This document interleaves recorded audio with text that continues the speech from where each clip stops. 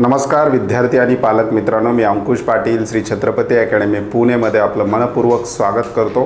मागच्या काही व्हिडिओमध्ये आपण MBBS कॉलेजेस विषयी डिटेल इन्फॉर्मेशन घेतलेली होती, त्यामध्ये कॉलेजच्या फी स्ट्रक्चर सुद्धा पाहिलेले होते। परंतु आता एक महत्त्वाचा प्रश्न आहे की नीटचा रिझल्ट लागल्यानंतर पुढील प्रवेश प्रक्रिया करण्यासाठी पालकांना किती खर्च येऊ शकतो, वेगवेगळे फॉर्म भरण्यासाठी किती फीस आहे, याविषयी डिटेल इन्फॉर्मेशन आपण आजच्या व्हिडिओमध्ये पाहणार आहोत। 1000 पासून ते 2 लाखापर्यंत काही फॉर्म भरण्याच्या फीस आहेत। त्या नेमक्या फीस कशा प्रकारे भरून घेतल्या जातात, कोणत्या प्रक्रियेला किती फीस त्या ठिकाणी लागत असते आणि पालकांनी प्रवेश प्रक्रियेच्या फीसची तयारी कशा प्रकारे करायची आहे, याविषयी डिटेल इन्फॉर्मेशन आपण आजच्या व्हिडिओमध्ये घेणार आहोत। नीट 2024ची परीक्षा दिला असाल तर अशाच माहितीपूर्ण व्हिडिओसाठी श्री छत्रपती अकॅडमी पुणेच्या यूट्यूब चॅनलला सबस्क्राईब करा। त्याचबरोबर नीट 2024च्या विद्यार्थ्यांसाठी श्री छत्रपती अकॅडमी पुणे मार्फत पेड काउन्सिलिंग सर्व्हिसला सुद्धा आम्ही सुरुवात केलेली आहे। डिस्क्रिप्शन बॉक्समध्ये आमचे नंबर त्याचबरोबर आमचा ॲड्रेस दिलेला आहे, त्या नंबरवर कॉल किंवा मेसेज करून तुम्ही आमच्या पेड काउन्सिलिंग सर्व्हिसविषयी अधिक माहिती घेऊ शकता। आजच्या व्हिडिओला सुरुवात करूयात। व्हिडिओचा विषय आहे amount required for MBBS counselling. म्हणजेच एखाद्या विद्यार्थ्याला MBBS करायचं असेल नीटच्या मार्क्सच्या बेसिसवर तर MBBSच्या प्रवेश प्रक्रियेसाठी वेगवेगळे फॉर्म भरत असताना विद्यार्थ्यांना किती खर्च येतो याविषयी डिटेल आपण पाहणार आहोत। विद्यार्थी MBBSला ॲडमिशन घेण्यासाठी 3 ठिकाणी फॉर्म भरू शकतो किंवा 3 वेगवेगळ्या प्रक्रिया आहेत। या तिन्हीपैकी कुठलीही प्रक्रिया विद्यार्थी त्या ठिकाणी निवडू शकतो किंवा एकाच वेळी तिन्ही प्रवेश प्रक्रियामध्ये विद्यार्थी भाग घेऊ शकतो। सर्वात महत्त्वाची आहे महाराष्ट्र स्टेट कोट्याची प्रवेश प्रक्रिया, दुसरी आहे ऑल इंडिया कोटा आणि तिसरा आहे अदर स्टेटमधले वेगवेगळे स्टेट्स। तर या ठिकाणी फॉर्म भरत असताना काउन्सिलिंग प्रक्रिया करत असताना विद्यार्थ्यांना फॉर्म भरताना किती अमाऊंटची गरज आहे याविषयी डिटेल आपण पाहणार आहोत। सुरुवात करूयात महाराष्ट्र स्टेट कोट्यापासून। महाराष्ट्र स्टेट कोटा 85% हा महाराष्ट्रातील विद्यार्थ्यांसाठीची हक्काची काउन्सिलिंग प्रक्रिया आहे, कारण येथे 85% मेरिटच्या सीट या महाराष्ट्रातील विद्यार्थ्यांसाठी राखीव ठेवलेल्या असतात। आणि महाराष्ट्र स्टेट कोट्याचा जर आपण विचार केला तर एकच ॲप्लिकेशन फॉर्म आहे संपूर्ण कोर्सेसचा, म्हणजेच MBBS, BDS, BAMS, BHMS, BUMS अगदी फिजिओथेरपीपर्यंत आणि अन्य थेरपी कोर्सेस जे आहेत या संपूर्ण कोर्सेससाठी महाराष्ट्राचा एकच ॲप्लिकेशन फॉर्म असतो आणि तो CET सेलच्या वेबसाईटवर विद्यार्थ्याला भरावा लागतो। एकदा या ॲप्लिकेशनची फीस भरल्यानंतर विद्यार्थी संपूर्ण कोर्सेसचं त्या ठिकाणी प्रवेश प्रक्रिया कंप्लीट करू शकतो। तर महाराष्ट्राचा फॉर्म भरण्यासाठी विद्यार्थ्यांना किती खर्च येतो आणि महाराष्ट्र स्टेट कोट्यामध्ये कोणत्या प्रकारच्या कॉलेजचा समावेश आहे।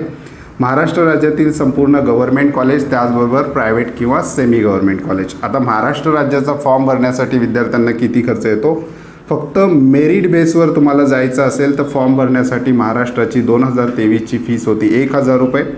काही विद्यार्थ्यांना प्रायव्हेट किंवा सेमी गव्हर्नमेंट कॉलेजेसमध्ये ज्या काही इन्स्टिट्यूशनल कोट्याच्या सीट आहेत त्याला आपण मॅनेजमेंटच्या सीट म्हणतो, यासाठी विद्यार्थी इंटरेस्टेड असतात। फक्त मॅनेजमेंटच्या सीटसाठी काउन्सिलिंग करायची असेल तर 5000 फीस आहे। ज्या विद्यार्थ्यांना मेरिट आणि मॅनेजमेंट ह्या दोन्ही प्रकारच्या प्रवेश प्रक्रिया करायच्या आहेत महाराष्ट्र स्टेट कोट्याच्या CET सेलवरनं तर त्यांच्यासाठी 6000 रुपये इतकी फीस 2023च्या काउन्सिलिंग प्रक्रियेमध्ये होती। तर स्टेट कोट्याची काउन्सिलिंग प्रक्रिया करायची असेल तर मॅक्सिमम 6000 रुपये तुम्हाला त्या ठिकाणी फॉर्म भरत असताना भरावे लागतात। याच्यामध्ये यावर्षी चेंजेस होऊ शकतात का, तर 2024चं इन्फॉर्मेशन ब्रोशर आल्यानंतर आपल्याला कळेल, पण शक्यतो महाराष्ट्र स्टेट कोट्याची जी काही फीस आहे ही कॉन्स्टंट असते। महाराष्ट्राचा फॉर्म भरण्यासाठी ज्या विद्यार्थ्यांना चांगले मार्क्स आलेले आहेत आणि मेरिटवर एखाद्या कोर्सला त्यांचं ॲडमिशन होत असेल ते विद्यार्थी फक्त मेरिटची जर काउन्सिलिंग करत असेल तर त्या ठिकाणी 1000 रुपये इतकी फीस विद्यार्थ्यांना भरावी लागते। आणि ज्या विद्यार्थ्यांना मेरिट प्लस मॅनेजमेंट हे दोन्ही प्रवेश प्रक्रिया करायच्या आहेत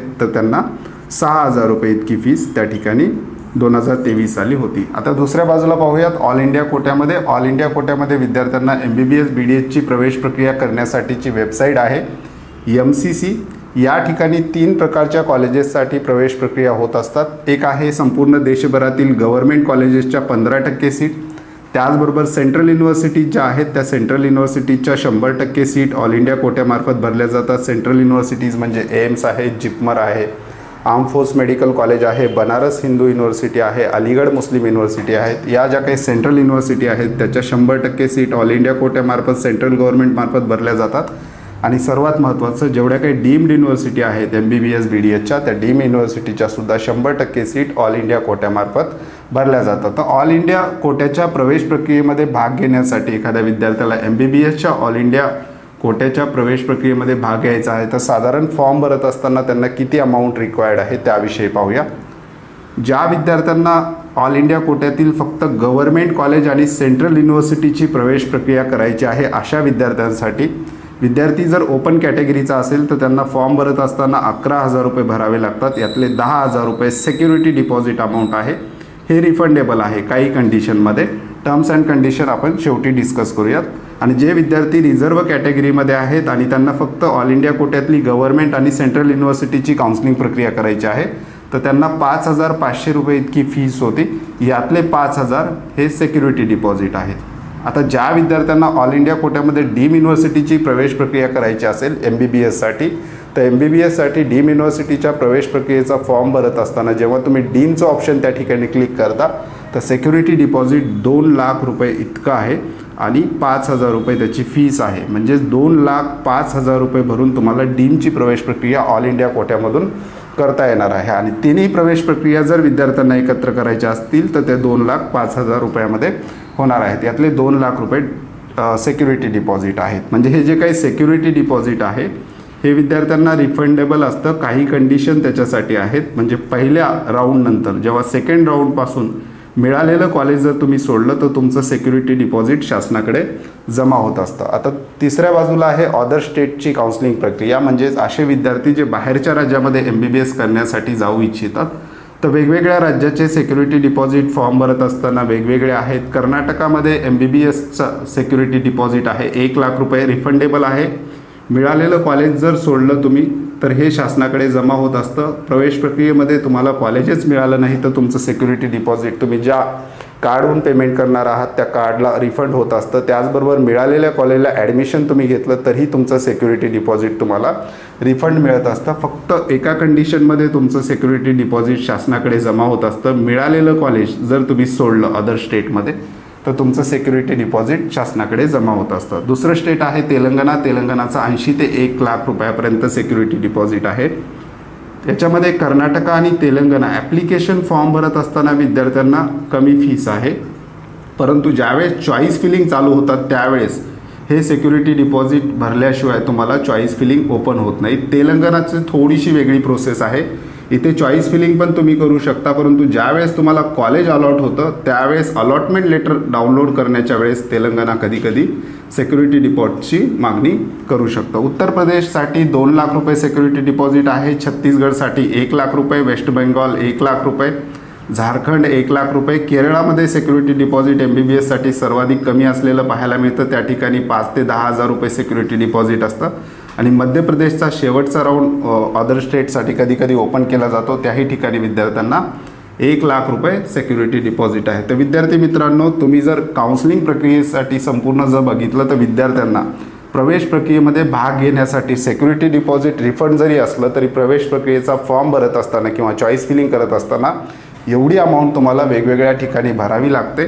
अदर स्टेटमध्ये विद्यार्थी कुठलाही एक स्टेट निवडू शकतो किंवा डीम निवडू शकतो। संपूर्ण प्रवेश प्रक्रियामध्ये भाग घ्यायचा म्हटलं तर विद्यार्थ्यांना जवळपास 5 ते 6 लाख रुपये त्या ठिकाणी द्यावे लागतात। त्यामुळं आपले मार्क्स बघून आपण कुठे कुठे बसू शकतो त्या मार्क्सला याचा अंदाज बघून विद्यार्थ्यांनी तेवढेच फॉर्म भरले तर त्या ठिकाणी त्यांना फॉर्म भरत असताना कमी रक्कम लागू शकतं। आता हा विषय घेण्यामागचा उद्देश काय आहे की ऐनवेळी पैशाची तयारी पॅरेंट्सकडे होत नसते, त्यामुळं वेगवेगळ्या ठिकाणी किती पैसे भरावे लागतात याचा अंदाज विद्यार्थी आणि पालकांना यावा यासाठी आपण हा विषय घेतोय। त्याचबरोबर विद्यार्थ्यांकडे बँक अकाउंट असणं गरजेचं आहे। त्याचबरोबर हे जे काही सिक्युरिटी डिपॉझिट आहे जेवढे हे कार्डनी, विशेषतः डेबिट कार्ड किंवा क्रेडिट कार्डनी भरले जातात।